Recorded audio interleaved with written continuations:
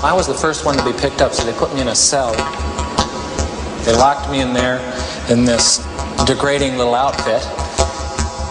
Hey, I don't want anybody left. Violating the rules of a fucking simulation! I gotta go to a doctor, anything. Jesus Christ, I'm burning up inside, don't you know? I've never screamed so loud in my life.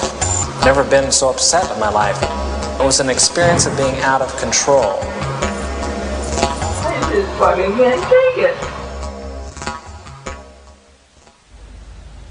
Stanford University, Northern California, one of America's most prestigious academic institutions, and in 1971, the scene of one of the most notorious experiments in the history of psychology.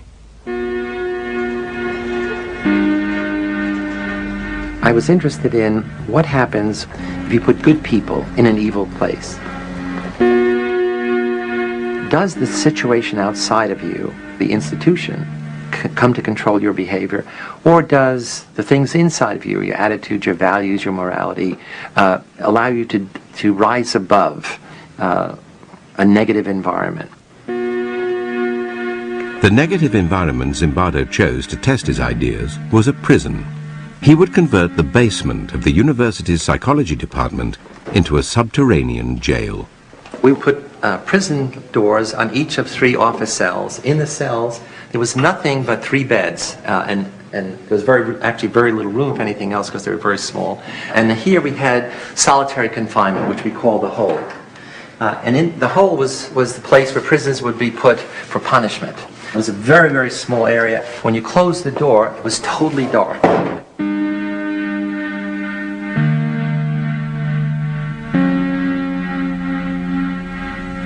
All the guards wore military uniforms, and we had them wear these silver reflecting sunglasses.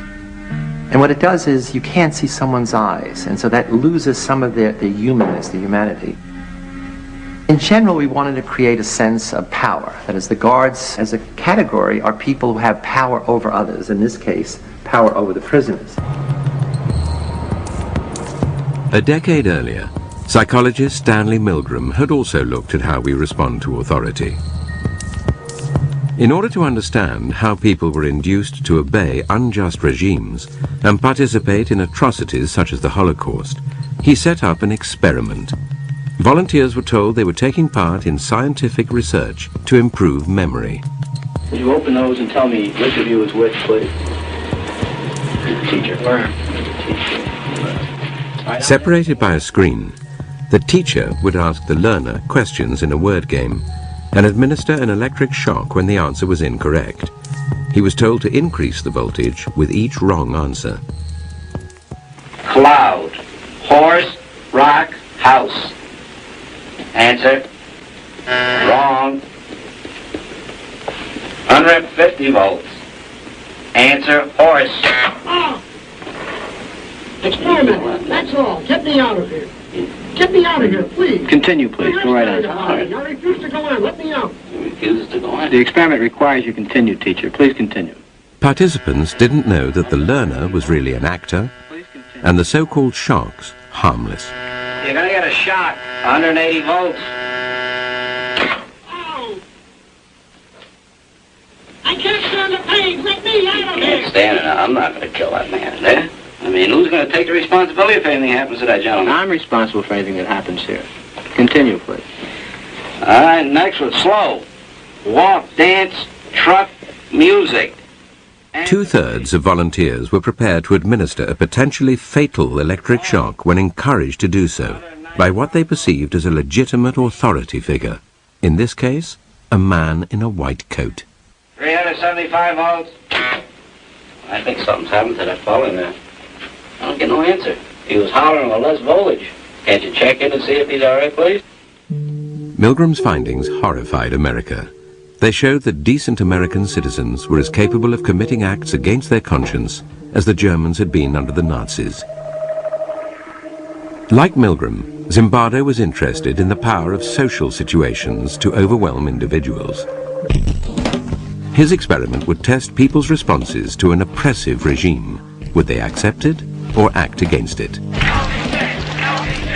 Zimbardo's experiment was conducted against a backdrop of civil rights activism and protest against the Vietnam War. There was a sense of student power, student dominance, and student rebellion against authority in general. It was from the student body that Zimbardo selected his participants. After passing tests to screen out anyone with a psychological abnormality, they were paid $15 a day. Each was randomly assigned to the role of guard or prisoner. It was a prison to me. It still is a prison to me. I don't look on it as an experiment or a simulation. It was just a prison that was run by psychologists instead of run by the state. I was 20, and that September I was going to college, and it would be nice to have a summer job, but there sure wasn't a lot of time left. And I looked in the want ads, and I found this thing which was just going to fit. It was just 2 weeks. Once you put a uniform on and are given a job to keep these people in line, you really become that person. Once you put on that khaki uniform, you put on the glasses, you take the nightstick. I was on summer break from my first year in college, and I was looking for a job. Had to choose between that and making pizzas. That sounded like a lot more fun. As well as running the experiment, Zimbardo took on the role of prison superintendent. He began by briefing the guards. I said, you have to maintain law and order. If prisoners escape, the study is over, and you can't use physical violence. You can create a sense of fear in them. You can create a notion that their life is totally controlled by us, and that there'll be constant surveillance. We have total power in the situation, and they have none. Prisoners were brought to the basement prison, blindfolded, to confuse them about their whereabouts. They were stripped and deloused. Of course, the guards started making fun of their genitals and humiliating them. And really, it's a start of what's known as the degradation process, which not only prisons, but lots of military-type outfits use that process.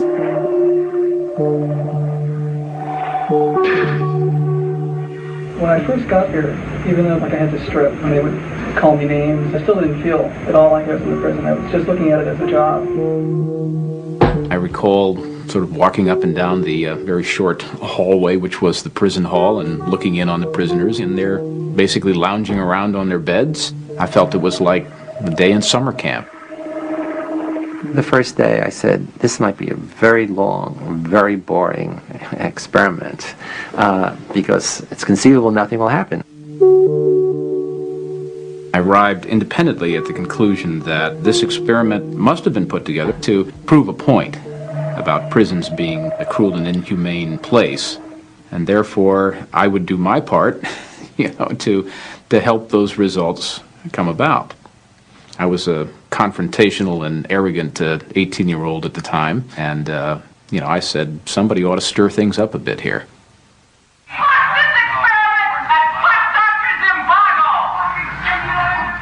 On the second morning, the prisoners had decided to stir things up as well. The guards found some of them had used their beds to barricade their cell. Prisoner 8612 was one of the ringleaders of the rebellion.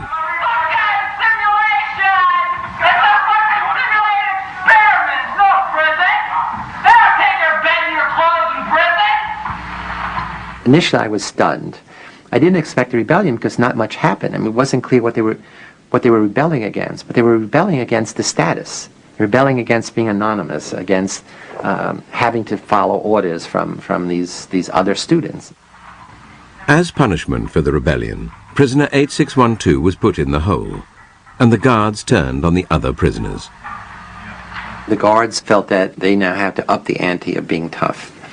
The prisoners made the mistake of beginning to use profanity against the guards in a very personalized way. So not against the guards, but, you little punk, you big shit, and so forth.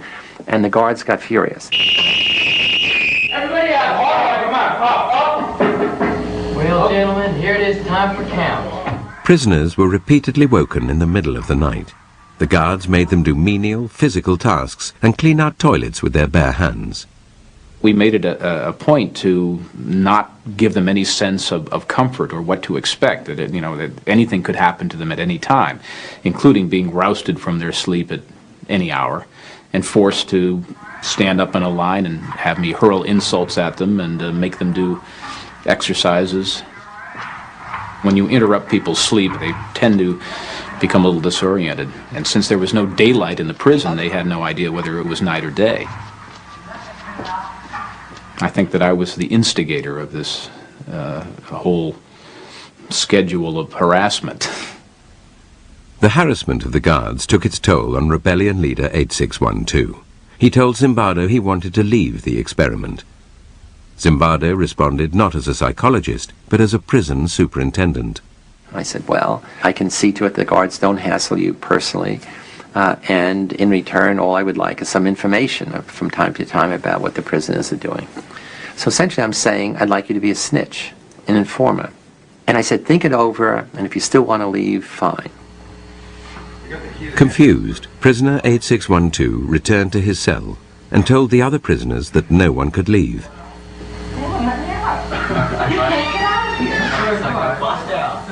He believed that we wouldn't let him go, although we've never said that.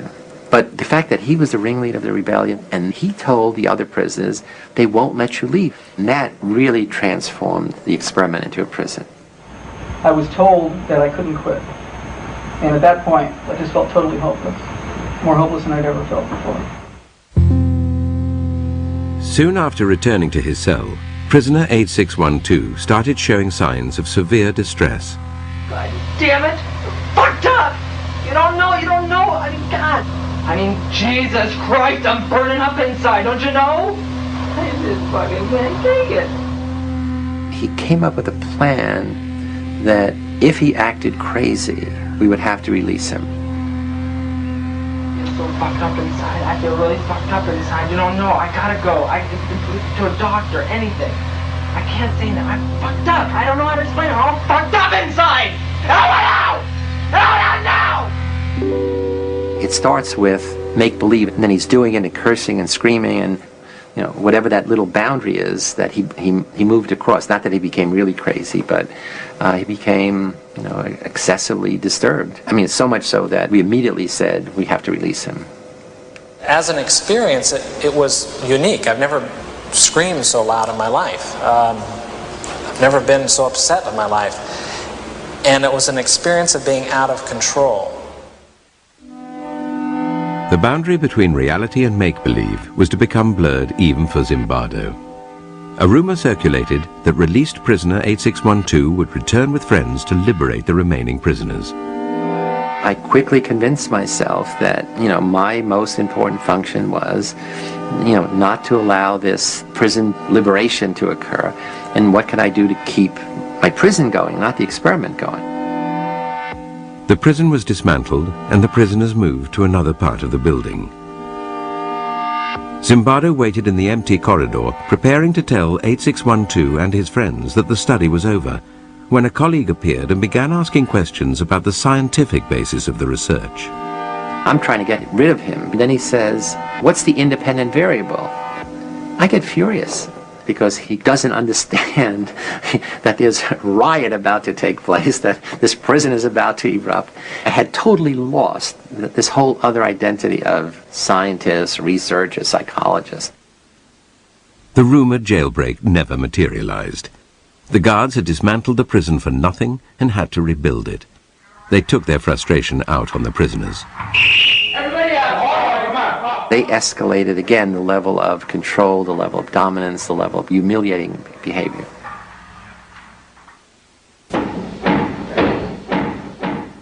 "819 was the next prisoner to rebel against the harassment of the guards.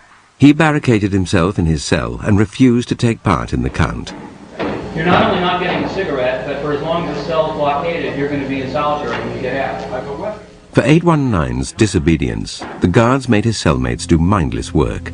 This undermined any vestige of solidarity amongst the prisoners, who now chose to accept the tyranny of the guards rather than risk further harassment.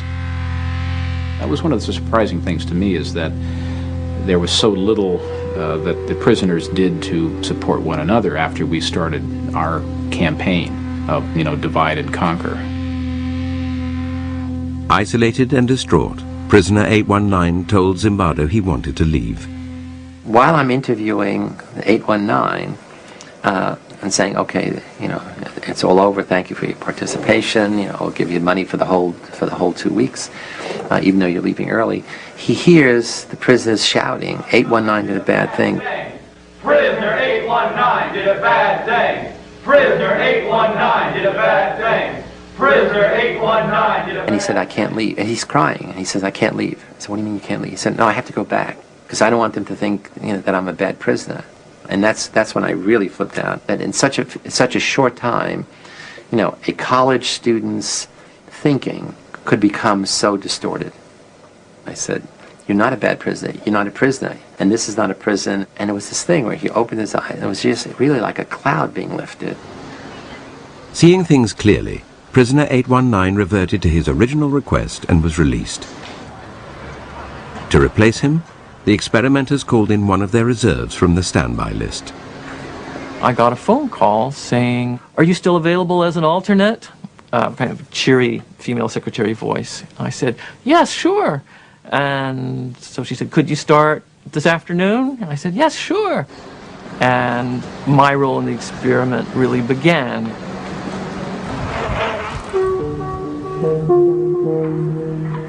I was blindfolded and then stripped and supposedly deloused. He came into a madhouse, full-blown. All of us had gradually acclimated to the increasing level of aggression, the increasing powerlessness of the prisoners, the increasing dominance of the guards. And he comes in and says, what's happening here to the other prisoners? And they said, hey, you better not make trouble. It's really terrible. It's a real prison.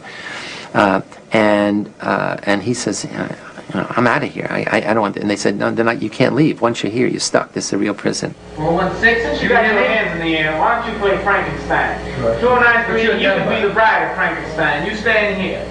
Prisoner 416 was soon subjected to the harassment of Dave Eshelman, nicknamed John Wayne because of his macho attitude. 416, I want you to walk over here like Frankenstein and say that you love 293. I made the decision that I would be as intimidating, as cold, as cruel as possible. I love you, 293. Get up close. Get up close. I love you, 293. I love you, 293. You smile, 293. You get down here and do 10 push-ups. 2, 3. I just watched a movie called Cool Hand Luke, and the mean, intimidating, Southern prison warden character in that film really was my inspiration for the role that I created for myself. Why is it you try to be obedient so much? It's my nature to be obedient, Mr. Reginald. You were lying. You were stinking lying. He was creative in his evil. He would think up very ingenious ways to degrade, to demean the prisoners. What if I told you to get down on that floor? And fuck the floor. What would you do then? One of the best guards was also on that shift. And instead of confronting this bad guard, the sadistic guard, essentially because he didn't want to see what was happening, he became the gopher. He would go out to get the food and things of this kind. And that left the John Wayne guard and another guard on that shift to be dominant. We were continually called upon to act in a way that just is contrary to what I really feel inside. Just continually giving out shit. It's just really one of the most oppressive things you can do. 416, while they do push-ups, you sing Amazing Grace. Ready? Down. Amazing Grace. Push-ups on your own. The madness of the experiment started to affect prisoner 416. A wretch like me. Keep going. I began to feel that I was losing my identity until finally I wasn't played. I was 416. I was really my number. And 416 was going to have to decide what to do. Prisoner 416 decided to go on a hunger strike. They were pushing my limits. But here was a thing that I could do that could push their limits. After I had missed a couple of meals, I saw that this was not a matter of indifference to the guards. I was making headway. They were upset. I thought, how dare this newcomer come in and try to change everything that we had worked for the first 3 days to set up, and by God, he's going to suffer for that. Get in that closet then. Frustrated by his continued defiance, John Wayne threw prisoner 416 into the hole. After punishing the other prisoners for his disobedience, John Wayne encouraged them to vent their anger at 416 directly. Thank you, 416. Okay, 209. I'll try that myself. Thank you, 416. We would use our nightsticks to bang on the door, and we would kick the door so hard that, it must have, shaken him very seriously inside, scared the life out of him. He yelled at me and threatened me and actually sort of smashed a sausage into my face to try to get me to open up. But I didn't have any intention of eating until I was out. 416 should have been at some level a hero, because he's willing to oppose the authority of the system. In fact, the prisoners accept the guards' definition of him as a troublemaker. I remember some of them saying, would you eat, goddammit? We're sick and tired of this. And, that was proof that, there was no solidarity, there was no support between the prisoners. While 416 was still in the hole, John Wayne made a final attempt to break him by giving his fellow prisoners a choice. They could vote to release him by making a small sacrifice. You can give me the blankets and sleep on the bare mattress, or you can keep your blankets and 416 will stay in another day. Now what will it be? I'll keep my blankets. What will it be over here? I'll keep my blankets. How about 546? I'll give you my blanket, Mr. Correctional Officer. You don't want a blanket. We got 3 in favor of keeping the blanket. We got 3, guess 1. Keep your blankets, 416, you're going to be in there for a while. So just get used to it. The study showed that power corrupts, and how difficult it is for people who are the victims of abuse to stand up and defend themselves. Why doesn't anybody who is being abused by a spouse or something like that just say, stop it? And we realize now that that's not as easy as it sounds. By the end of the 5th day, 4 prisoners had broken down and been released. 416 was on the 2nd day of his hunger strike, and the experiment still had another 9 days to run.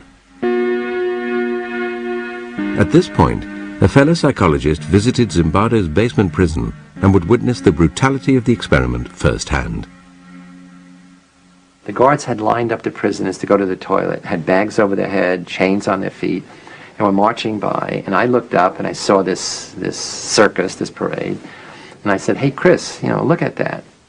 I looked up and I just began to feel sick to my stomach. I had this just chilling, sickening feeling of watching this, and I just, I just turned away, and I just let loose in this emotional tirade. I just lost it. I was angry, scared, I was in tears. And I'm furious. I'm saying, you're supposed to, we had a big argument. You're supposed to be a psychologist. This is this interesting dynamic behavior in such a few days. But I'm going through this whole thing, the power of the situation. She says, no, it's that young boys are suffering, and you are responsible. You're letting it happen. I said, oh my God, of course you're right. The next day, Zimbardo ended the experiment. Studies like his stimulated heated debate about the ethics of using human subjects. Clearly, young men suffered, verbally, physically. Prisoners felt shame in their role, guards felt guilt.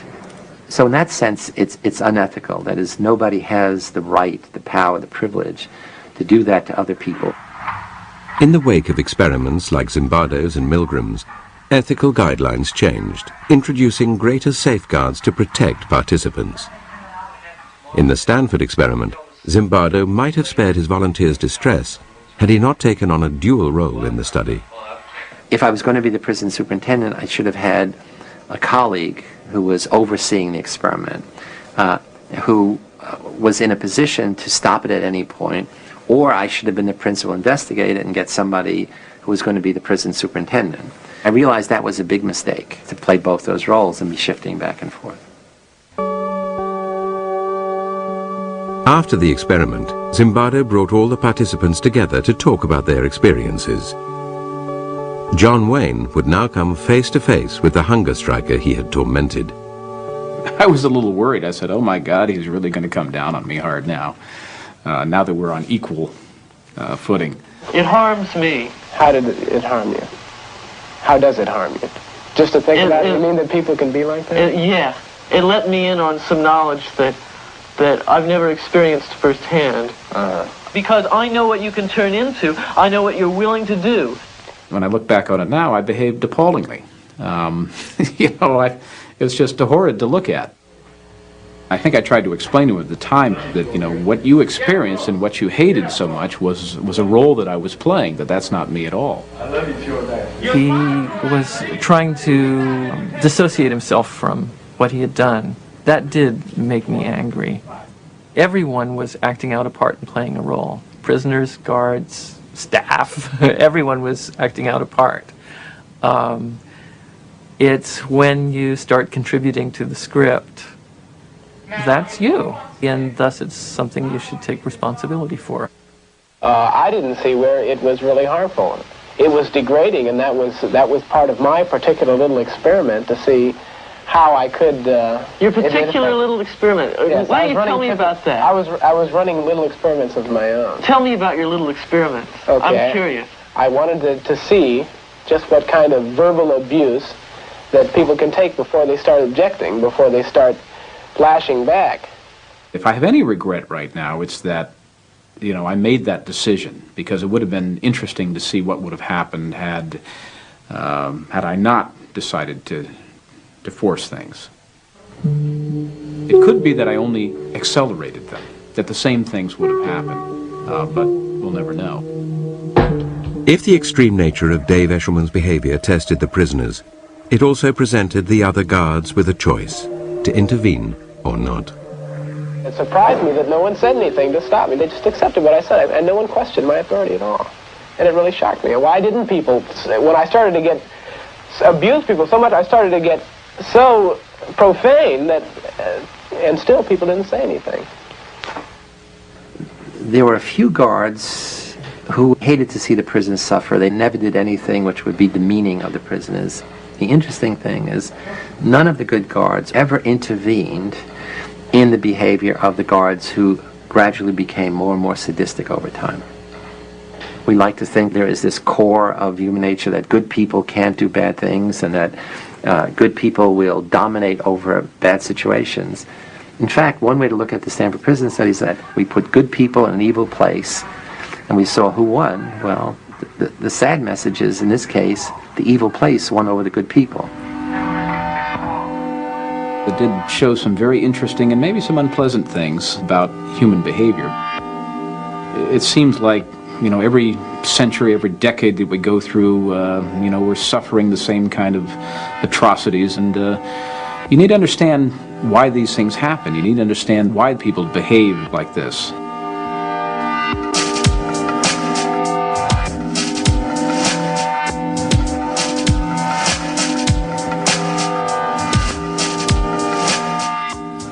There's a similar experiment starting this Tuesday night on BBC Two.